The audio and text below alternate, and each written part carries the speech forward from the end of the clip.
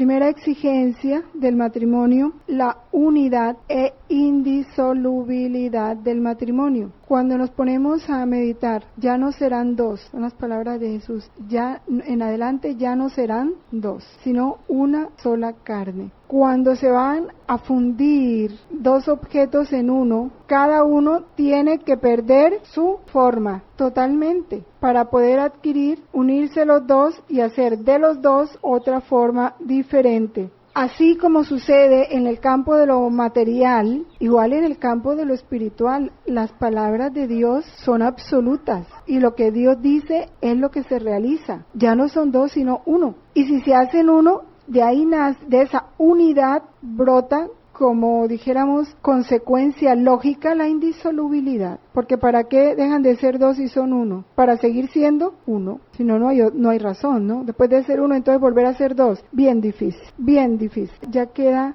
como destruido todo, ¿no? En cada uno queda mucha parte de él en el otro y mucha parte del otro en él, por más que quieran separarse. Y por eso viene toda la infelicidad y toda lo que hay en el mundo, porque no dejamos que las cosas de Dios se hagan como Él las quiere, queremos hacerlas a nuestro modo. Por eso el numeral 1644 nos habla de que el amor de los esposos exige esta unidad e indisolubilidad de la comunidad de personas que abarca la vida entera de los esposos, vida entera, todo, trabajo, relaciones, economía, la parte afectiva, todo. Esa indisolubilidad y esa unidad lo abarca y lo afecta todo. Esta unidad, esta indisolubilidad, ¿qué es lo que la alimenta? ¿Qué es lo que la fortalece? Porque si al comienzo no tuvieran ese amor y ese deseo grande de ser el uno para el otro, no firmaban el cheque en blanco. Es una unidad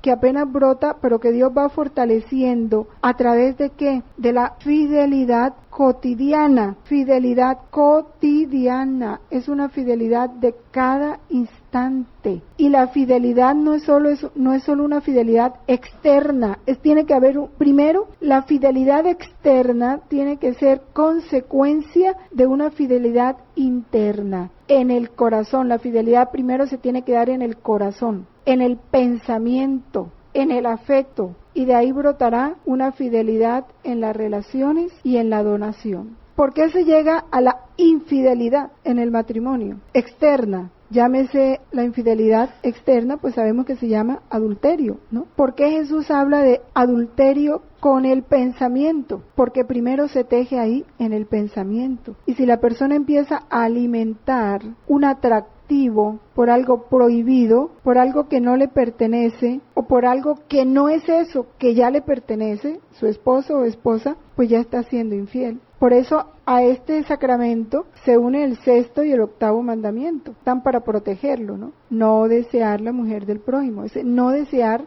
es ni siquiera no te detengas a mirarlo, no te detengas a contemplarlo, porque de ahí brota el deseo. Y el deseo, que es algo íntimo, es de donde viene la acción. Entonces se cae fácilmente, por eso la fidelidad tiene que ser cotidiana y una fidelidad interna y externa, de pensamiento, de afecto, de relaciones, sabiendo que ya te debes a una sola persona. Esa fidelidad es a la promesa que se hicieron de una recíproca donación total. La esposa ya le pertenece al esposo y el esposo ya le pertenece a la esposa. ¿En razón de qué? Del amor de Dios que quiso darse para ella a través de él y no a través de otro, porque el amor de Dios ya no lo va a recibir a través de otro, sino a través de él. Es el instrumento que Dios escogió y él no va a recibir el amor de Dios sino a través de ella. Y otra que se atraviese no es canal del amor de Dios para él. Entonces lo que se donan mutuamente o lo que se deben donar mutuamente es a Dios mismo. Recordemos lo que es de una sabiduría profunda. En Dios, amor es darse a sí mismo, porque Él es el amor, y en su amor Él da todo, porque Él es todo. Pero en el hombre, amar no es darse a sí mismo, porque el hombre no tiene que dar, el hombre es nada. En el hombre, amar es comunicar a Dios, porque comunicando a Dios sí le puede dar al ser amado todo, porque al darle a Dios le está dando todo. Esta comunión es primero confirmada, es una comunión humana, sí, es entre personas, criaturas humanas, pero Dios la confirma la purifica, la perfecciona por la comunión con Jesucristo. Es la unión con Cristo el que va produciendo en esa unión todas estas características. Y esa unión con Cristo se establece mediante el sacramento. Por eso, ¿y para qué nos vamos a casar? Si el amor es la materia del sacramento y nosotros somos los ministros. Entonces, ¿ya para qué vamos donde el sacerdote? No, porque es a través de la bendición de la Iglesia que Cristo entra a formar parte de esa unión. Es requisito puesto por Dios. Si no hay la bendición de la Iglesia, no se establece el sacramento. Esta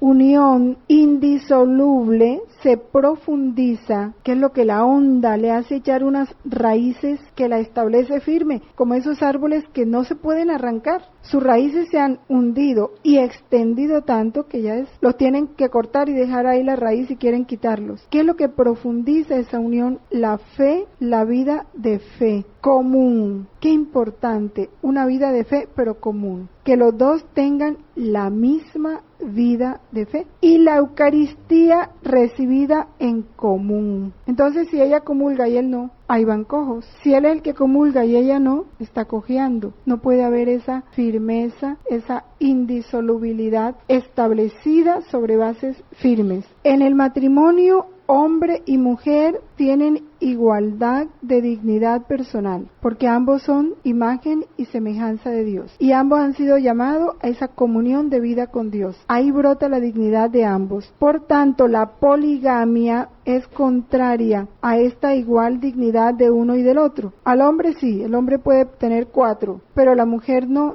ni el hombre ni la mujer. La poligamia, el adulterio, van en contra de esta unidad e indisolubilidad, de ese amor que es único y exclusivo. Ahora, la fidelidad es otra exigencia que brota de aquí mismo, ¿no? Eso es como una sola cosa. La unidad, la indisolubilidad requieren la fidelidad, la sobreentienden, la reclaman, una fidelidad inviolable en razón de la promesa y el don que se hicieron. Es que si yo me entrego a ti, cuando yo te entrego algo, te lo dono, no te lo presto, te lo dono, ya es tuyo. Y si tú me regalas algo, ya es mío. Y esa donación mutua es lo que hace que yo entienda que ya no me pertenezco y que el otro no se pertenece. Entonces no puedes donarse a otro porque ya no te perteneces. Esa íntima unión, en cuanto a donación mutua, dice el numeral 1646, de dos personas, exigen la fidelidad de los cónyuges y el bien de los hijos también exige esa fidelidad y esa indisolubilidad. Porque todos sabemos cuánto están sufriendo hoy los niños por la separación de sus padres. Cuántas cosas suceden. Porque el novio de su mamá, que no es su papá, porque la novia de su papá, que no es su mamá, y cada papá y cada mamá viviendo su mundo y los niños solos, sin afecto, sin protección, sin orientación, al vaivén de los caprichos de sus papás o de quien quedaron responsable de ellos. El motivo más profundo de esta fidelidad está en la fidelidad de Dios a su alianza y la fidelidad de Cristo a su iglesia, porque los esposos están llamados a representar y testimoniar esta fidelidad. Tienes que dar testimonio de cómo ama Cristo a su iglesia. Ese es el papel del hombre en la casa. Él debe testimoniar el amor de Cristo a su iglesia, pero tiene que conocerlo, tiene que meditarlo, tiene que contemplarlo. Igual la mujer tiene que testimoniar el amor de la iglesia a Cristo, como lo dice en el bautismo. El bautizado ya no se pertenece a sí mismo, le pertenece a Cristo. Así la esposa, y hay que vivir para Cristo. Esto en el lenguaje del mundo parece difícil y ahorita más que nunca imposible atarse para toda la vida a un ser humano. Y de ahí han brotado todos los errores. ¿Por qué? Porque no están anclados en el amor de Dios, ni su pensamiento, ni sus proyectos, ni sus afectos están apoyados en Dios, ni iluminados por la palabra de Dios, ni por la ley de Dios, ni por las promesas de Dios. Nada de eso existe. Entonces es como un amor de papel. Lo ven tan frágil y dicen, no, primero hay que ensayar, a ver yo si me voy a entender con esa persona. Y entonces no, vámonos a vivir juntos un tiempito y entonces a ver si nos entendemos, entonces sí nos casamos, ¿sí? Y uno dice, Dios mío, si en las cosas materiales, lo que llamamos prendas íntimas, no permiten ni siquiera la mínima prueba, lo coges, te quedas con él. Si te equivocaste, problema tuyo. Si cogiste una talla que no era, problema tuyo, pero te quedas con él. Porque no se permiten dos pruebas, ni siquiera una. Ahora en esto tan grande como es la donación total de una persona, ¿cómo vamos a admitir una prueba, un ensayo? O sea, si yo me voy a dar a ti por ahí unos 3 meses, y si no, me separo. Y cada uno quedó tremendamente usado, estropeado. Es tremendo este criterio del mundo y hoy se ha extendido con tanta facilidad y como con tanta frescura que impresiona. Es el puro engaño y ahí están los 3 enemigos juntos, demonio, mundo y carne, trabajando fuertemente para apartar al mundo de Dios. ¿Y cuánto ha logrado en la juventud? ¿Qué fidelidad pueden guardar cuando a los 13, 14, 15, 16 años ya se están prostituyendo? Porque el noviazgo hoy ya va directo a la relación prematrimonial. Ese es el noviazgo de hoy. Y como están en una edad de tanta inestabilidad afectiva, donde todavía no saben ni lo que quieren ni lo que les gusta, están apenas en ese atractivo de sexo de la adolescencia, entonces ya terminaron con el novio, duraron 4 meses con él, pero ya se acostó con él, y él con ella, y luego un segundo o una segunda novia, y luego un tercero. No puede haber fidelidad. Cuando ya llegan al matrimonio no hay capacidad para la fidelidad, porque ya va una naturaleza muy desordenada en el campo de lo sexual. Y en el campo de la gracia mucho más, porque ni siquiera han comprendido lo que Dios quiere, por qué lo quiere, lo sagrado que es la donación de cuerpo y alma, lo sagrado que es el verdadero amor. Ni siquiera lo han comprendido, ni se les ha enseñado, ni lo han considerado. Entonces reducen al amor a un atractivo o a un placer momentáneo. Eso es el falso amor que se está viviendo hoy en día y que es un puro engaño. Por eso el catecismo dice, puede parecer difícil porque así lo presenta el mundo. Por eso es importante anunciar la buena nueva, esta buena nueva. El verdadero sentido del matrimonio, cuál es el verdadero amor, cuál es el plan de Dios sobre la unión de hombre y mujer, para que comprendan que Dios nos ama con un amor definitivo e irrevocable, y de ese amor participan los esposos. O sea, Dios está dispuesto a darte la capacidad de amar con un amor definitivo para siempre e irrevocable. No está en ti, es cierto, somos débiles, somos frágiles, inconstantes. Por eso se va al sacramento, porque nuestra fuerza está en Cristo, no en nosotros. Es lo importante de unirse a Cristo, de que los niños desde el comienzo vayan entendiendo que junto con la experiencia de su debilidad y de su impotencia y de su inconstancia, ir comprendiendo la fuerza que encontramos en nuestra unión con Cristo, en los sacramentos, en la vida de la gracia, en la vida de oración. Ahí está la fuerza. Y es esa unión y ese amor de Dios el que conforta, el que mantiene, el que fortalece, el que hace levantar cuando se cae. Y entonces los esposos fieles se convierten en testigos del amor de Dios, no testigos de su fidelidad. El hombre no es fiel, no es capaz de ser fiel, no es testigo de su amor, de su capacidad de amor, no. El hombre no es capaz de amar verdaderamente. Cuando una pareja llega hasta el fin en el amor y la fidelidad, se hacen testigos del amor de Dios y de la fidelidad de Dios en sus vidas. Como decir, porque nos mantuvimos unidos a Él, aquí estamos. Su amor pudo expresarse en nuestras vidas. Los esposos, dice el catecismo, que en la gracia de Dios, solo en ella, dan este testimonio con frecuencia en condiciones muy difíciles, claro, y ahora más que antes. Y dice con frecuencia, es que viven condiciones difíciles. Cristo amó su iglesia hasta la muerte y muerte de cruz. Merecen la gratitud y el apoyo de la comunidad eclesial. Ahora, todas las fallas que se dan en los noviazgos, por una parte, y por otra parte la naturaleza del hombre que de por sí es cambiante y que si no permanece unida a Dios, se vuelve una veleta que trae grandes problemas en el matrimonio y afectan la convivencia en la pareja. Todas esas situaciones de desarmonía, situaciones problemáticas, a veces hacen imposible que se pueda mantener la convivencia. Cuando se cae en el vicio, cuando empieza a darse esa violencia intrafamiliar que afecta a los hijos. Muchas circunstancias hacen que la iglesia, dada una situación fuerte que esté afectando sobre todo a los hijos, Entonces la Iglesia admite la separación física de los esposos, lo que llama la separación de cuerpos, y la Iglesia le pone fin a la cohabitación, claro, porque no pueden darse por todas las circunstancias que afectaron esa relación. Pero ante la separación de cuerpo, los esposos no dejan de ser marido y mujer delante de Dios, siguen siendo esposos. O sea, ese otro que se separó es parte de ti, es una parte tan enferma que tienes que tener lejos de ti, pero es tu parte tuya. Y si son esposos, están obligados a seguir ayudándose mutuamente en el campo de lo espiritual, orar por su conversión, por su sanación espiritual. Es parte de ti. Entonces eso no se puede descuidar. Y porque esto se ha desconocido, no se ha acogido como Dios lo quiere, entonces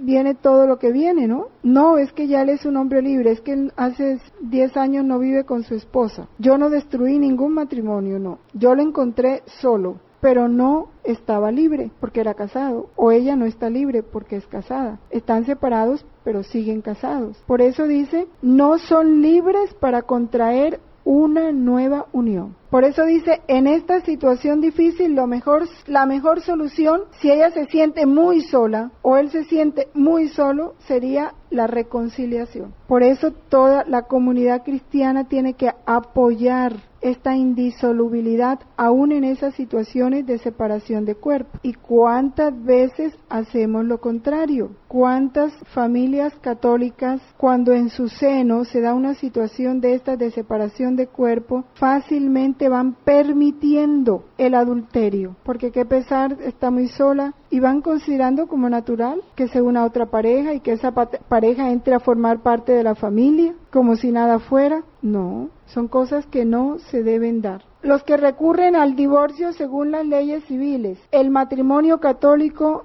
no hay divorcio. Así civilmente se establezca la separación de bienes o cesen los efectos civiles. El hecho de que cesen los efectos civiles del matrimonio católico no indica que hay divorcio. Siguen casados. Cesaron los efectos civiles, pero no cesó el matrimonio. Ahorita hay mucha confusión en ese sentido, no es que él se divorció ya civilmente, no hay divorcio para el matrimonio católico. La Iglesia mantiene por fidelidad a la palabra de Jesucristo, que dice la palabra, quien repudia a su mujer y se case con otra comete adulterio contra aquella, y si ella repudia a su marido y se casa con otro comete adulterio. En el Evangelio de San Marcos, en el capítulo 10, versículo 11 y 12. La Iglesia no puede reconocer como válida esta nueva unión si era válido el primer matrimonio. Si los divorciados se vuelven a casar civilmente, se ponen en una situación que contradice objetivamente a la ley de Dios. Contradice objetivamente, no subjetivamente, no. No es porque lo dice el sacerdote, no es porque lo dice el Papa, es porque es ley de Dios. Y como lo leíamos anteriormente, la ley de Dios no la puede modificar, ni siquiera la Iglesia tiene el poder de hacerlo. Por eso ahorita cuando murió su santidad Juan Pablo II, que todo el mundo esperara que viniera un Papa con el pensamiento adaptado a los tiempos modernos, qué ignorancia, que aprobara el divorcio, que aprobara el aborto, que diera permiso a los homosexuales de casarse o a los que están en adulterio de recibir la comunión. Eso es una ignorancia de la verdad de la Iglesia y de la verdad de Dios tremenda. El Papa sencillamente está para defender los derechos de Dios y la verdad de Dios, enseñarla y defenderla. No más, no puede contradecirla. Por eso, toda pareja que viva en adulterio no puede recibir la comunión eucarística, ni puede confesarse mientras persista esta situación. Y por la misma razón no pueden ejercer ciertas responsabilidades eclesiales, dirigentes de grupos, ministros de la Eucaristía, predican las 7 palabras en Semana Santa, no pueden, están expresamente en contra de la ley de Dios, están haciendo lo contrario de lo que Dios pide. Por eso, piensa 2 veces cuando tu corazón, si eres casado, separado, y empieza tu corazón a medio sentir un pequeño atractivo, aléjate como como alejarte de un veneno, de una bomba que ya va a explotar. Evita la ocasión, porque por estar unida a una persona que perece, te vas a separar de Dios y tú mismo te vas a poner el obstáculo para recibir las gracias de Dios y las bendiciones de Dios. Es una torpeza. Es despreciar lo mejor por abrazar lo peor. Pero a todo esto se llega porque se anda en tinieblas, porque no se conoce realmente la verdad de Dios. Y es que ahorita eso es, no, pero si él estaba solo, no, ella estaba sola, si hace 10 años estaba separado, no, si su esposa vive en no sé qué parte. No, es que no se trata de eso. La reconciliación mediante el sacramento de la penitencia no puede ser concedida más que a aquellos que arrepientan de haber violado el signo de la fidelidad a Cristo y que se comprometan a vivir en total continencia. Es el caso de algunas parejas en adulterio que cuando ya conocen toda esta verdad y se acercan a Dios con un corazón arrepentido, quieren realmente volver al estado de gracia. Entonces, bajo la orientación de su párroco o su director espiritual, los dos de común acuerdo deciden vivir en continencia. Tal vez ya no se pueden separar porque tienen hijos y harían más daño viviendo separados que juntos. Pueden vivir en la misma casa pero en continencia. Entonces es cuando el sacerdote, comprobada esta separación, les admite al sacramento de la reconciliación y pueden comulgar en alguna parroquia o iglesia donde el comulgar ellos no causen escándalo, porque como mucha gente sabía que eran adúlteros y no saben lo que ha pasado en lo íntimo de sus almas, entonces para evitar el escándalo el sacerdote les permite comulgar lo más discretamente posible o secretamente posible en otro lugar que no los conozcan. Son casos especiales que la iglesia ha considerado, pero cuando ya ellos viven en continencia. La Iglesia, sin embargo, sigue solícita como madre, acogiendo esta infinidad de casos que los hay, porque muchos empiezan a vivir ya el dolor de no poder confesarse, el dolor de no poder comulgar, y se les vuelve un verdadero dolor cuando ya se ponen de cara a Dios. Entonces la Iglesia, como Madre misericordiosa, pues los acoge. No es que no puedan entrar a la iglesia, no es que no puedan participar de una Eucaristía, no, todo eso, pero ya siempre será con ese signo del dolor de haber ofendido a Dios y de tener que sufrir esa cruz de la privación de los sacramentos. Entonces se les exhorta a escuchar la palabra de Dios, a frecuentar el sacrificio de la misa, a perseverar en la oración, a incrementar las obras de caridad, a educar a sus hijos en la fe cristiana, a cultivar el espíritu y las obras de penitencia para implorar de este modo día a día la gracia de Dios. La última exigencia es a la fecundidad. Por su misma naturaleza, la institución del matrimonio, y lo dijo Jesús en el paraíso, creced y multiplicaos. Es una misión de la pareja, misión divina. El amor conyugal está ordenado a la procreación y a la educación de la prole, porque esa es como la corona de ese amor, ¿sí? El culmen, la meta de ese amor. Y el Papa en la Constitución Gaudium et Spes del Concilio Vaticano II presenta a los hijos como el don más excelente del matrimonio, y los hijos contribuyen mucho al bien de sus mismos padres. Por eso cuántas gracias quedan detenidas en una pareja que pone límites al número de hijos, porque le pone límites a Dios. Y cada hijo es una bendición para la pareja. No es un peso, no es una carga como se está considerando hoy, es una bendición, es un don, el don más excelente del matrimonio. Son los hijos. Cuántos dones rechazados, cuántas gracias pisoteadas. En el cielo se darán cuenta cuánto quiso Dios darle a través de cada hijo y cuánto desperdiciaron.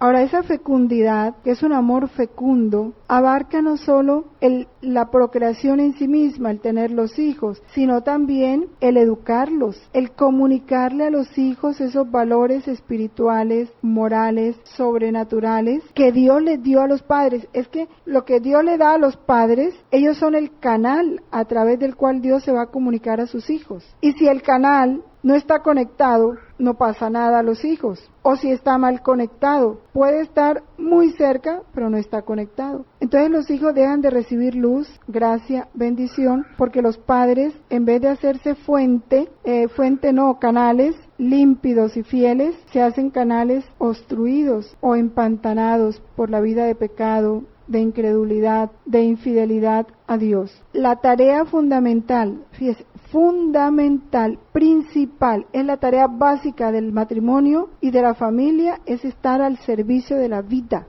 Servicio de la vida, tienes que hacerte un servidor de la vida, no dueño. No está a los esposos decir ni cuántos, ni cuándo, ni cómo. Eso le toca a Dios. El control o los métodos naturales están no para determinar el número de hijos, ni para decir cómo y cuándo deben nacer, que escoger sexo, no. Es para espaciar el nacimiento cuando hay circunstancias que lo ameriten, que lleven, que hagan necesario ese espaciar el nacimiento entre un hijo y otro. Esa es la única razón por la cual la Iglesia ha permitido el uso de los medios naturales. No para determinar el número de hijos, no, es para espaciar los nacimientos. Los esposos a los que Dios no ha concedido tener hijos pueden llevar una vida conyugal plena de sentido común, plena de sentido humana y cristianamente. Su matrimonio puede irradiar una fecundidad de caridad. ¿Qué más caridad que adoptar esos hijos de Dios que no tienen hogar? De acogida,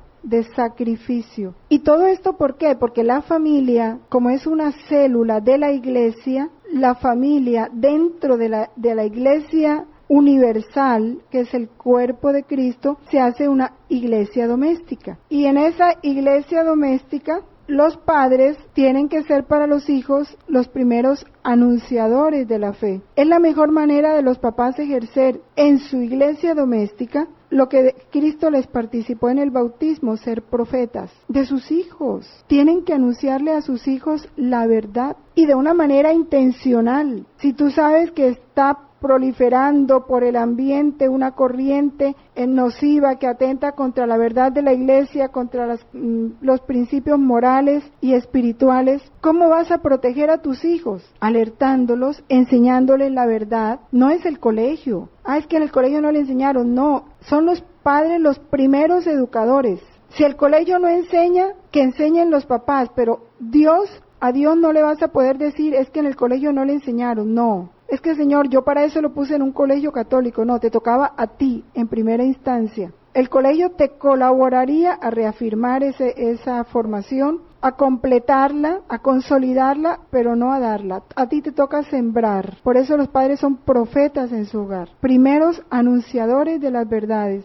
Sacerdotes. Ellos con sus hijos deben unirse en un único sacrificio con Cristo para la gloria del Padre en todo lo que hacen. Hacerse una ofrenda permanente a través de las obras de caridad, de la oración, de un constante amor a Dios. Víctimas, sus sacrificios, enseñarle a los niños el valor de la cruz, del dolor, del sufrimiento unido a Cristo. ¿Y cuánto necesita el mundo de esa ofrenda? A través de la recepción de los sacramentos, del estudio de la palabra, de la oración en común, todo eso los lleva a ejercer, a hacer de sus hogares verdaderas iglesias domésticas. Ahí entonces una familia que sea una verdadera iglesia doméstica tiene un corazón abierto para los ancianos, para las personas que viven solas, que no tienen una compañía, para practicar las obras de misericordia, para hacerse amigos y hermanos de todos aquellos que los necesiten. Verdaderas iglesias domésticas, donde en una iglesia caben todos los hermanos de Cristo,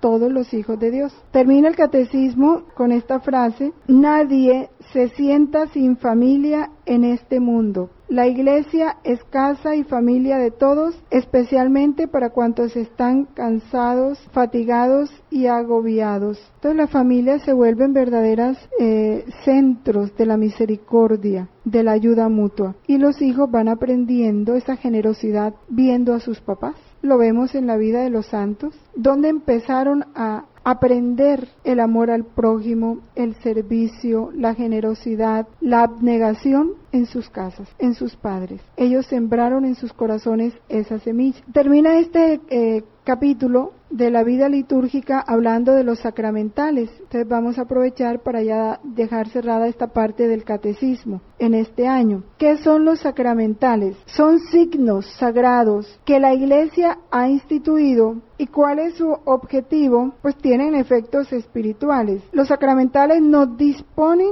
a recibir el efecto principal de los sacramentos. Son como unos auxiliares de los sacramentos y se santifican las diversas circunstancias de la vida. Los sacramentales no confieren la gracia del Espíritu Santo. Cada sacramento sí nos confiere la gracia del Espíritu Santo. Los sacramentales no. Los sacramentales preparan a recibir esa gracia y nos disponen a cooperar con ella. Los sacramentales han sido instituidos por la Iglesia. ¿Con qué fin? La santificación de ciertos ministerios eclesiales. Hay ministerios que son sacramentales y le van dando a la persona la gracia para cooperar y realizar ese ministerio. También son sacramentales ciertos estados de vida. Los sacramentales siempre comprenden o están precedidos de una oración acompañada de un signo determinado. La imposición de la mano, la señal de la cruz, la aspersión con agua bendita, son sacramentales. Vamos a ver cuáles sacramentales ha instituido la Iglesia. Las bendiciones, bendición de personas, bendición de lugares, bendición de objetos. La misma bendición de la mesa se constituye en un sacramental. Esos sacramentales vienen del bautismo, ¿no? Y dice el catecismo, todo bautizado es llamado a ser una bendición. Claro, para todos los que se relacionen con él, los que lo traten, los que lo vean. Toda bendición, ¿qué es una bendición? Es alabanza de Dios y oración para obtener sus dones. Eso es una bendición. Con esa bendición se alaba a Dios y se ora para que esa persona se disponga a obtener los dones de Dios, porque Dios siempre está dando sus dones, siempre está dando. El problema es que nosotros no estamos siempre recibiendo, por andar distraídos o en otras cosas. En Cristo ya Dios nos bendijo con toda clase de bendiciones espirituales. Algunas bendiciones en la Iglesia tienen un alcance permanente. Por ejemplo, cuando se consagran personas a Dios, ya esa consagración es permanente. Cuando se consagran objetos y se reservan para el uso litúrgico, ya eso es permanente. No es que se da la bendición para que esta copa sea usada hoy y ya mañana deja, no, ya quedó consagrada y es para siempre. Igual los objetos, por eso cuando un objeto ha sido bendecido y ya no se puede usar porque se destruyó, hay que quemarlo o enterrarlo, pero no se puede botar como botar tú una basura cualquiera. Igual el agua bendita, tampoco se puede botar como botar tú cualquier agua. Hay que echarla en la tierra, que sea absorbida por las plantas, ¿sí? Porque es algo bendito. Entre las bendiciones que están destinadas a personas, que no se deben confundir con el de la ordenación sacramental, en el caso del sacerdote, ¿cuáles están cuando se bendice al abad o superior de una comunidad o de un monasterio? La consagración que se hace de las vírgenes en el caso de la vida religiosa, o cuando hay la orden de las viudas que se consagran ya al Señor. La bendición es para ciertos ministerios, lectores, catequistas. Cuando se dedica una iglesia o un altar, la bendición de los óleos, de los vasos, ornamentos sagrados. Cuando, dice el numeral 1673, cuando la iglesia pide públicamente y con autoridad en nombre de Jesucristo que una persona o un objeto sea protegido contra las acechanzas del demonio, del maligno, y sustraída a su dominio, se habla de exorcismo. Jesús lo practicó y él le dejó a su iglesia el poder y el oficio de exorcizar. En forma simple, llamémoslo ordinaria, este exorcismo se da en el bautismo. El primer rito del bautismo. Renunciáis a Satanás, renunciáis al mundo y a sus pompas. El exorcismo extraordinario o solemne, en el caso de las personas posesas o que está siendo atormentada por un espíritu malo, solo puede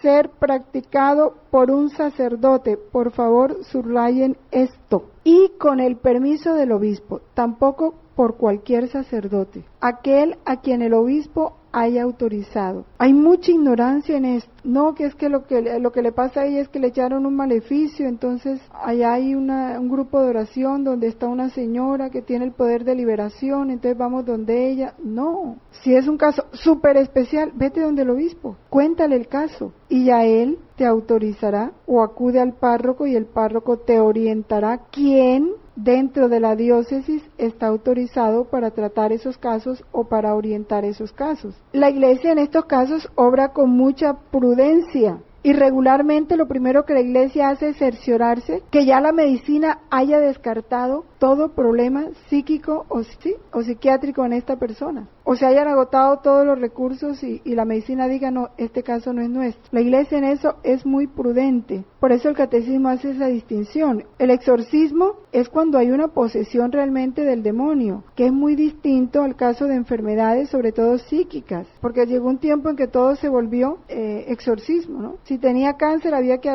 echar el espíritu de cáncer de la persona, si tenía de pronto una depresión, entonces había que echar de ella el espíritu de tristeza que la estaba abatiendo, a tal punto que se establecieron, yo no sé aquí en Colombia, pero hubo países en donde se institucionalizaron, ¿no?, centros de liberación, y ha sido terrible, y gracias a Dios en ese el Papa puso orden, y ya en casi todas las diócesis, espero que aquí también, los obispos prohibieron a todo laico, ni imponer manos, ni hacer liberaciones, ni exorcismos, ni a los sacerdotes, solo el determinado por el obispo. Y termina el catecismo hablando de la religiosidad popular, que son todas aquellas manifestaciones religiosas del pueblo, diversas formas de piedad, veneración de reliquias, visitas a santuarios, peregrinaciones, procesiones, viacrucis, danza religiosa, rosario, medallas, todo eso forma parte de la religiosidad popular.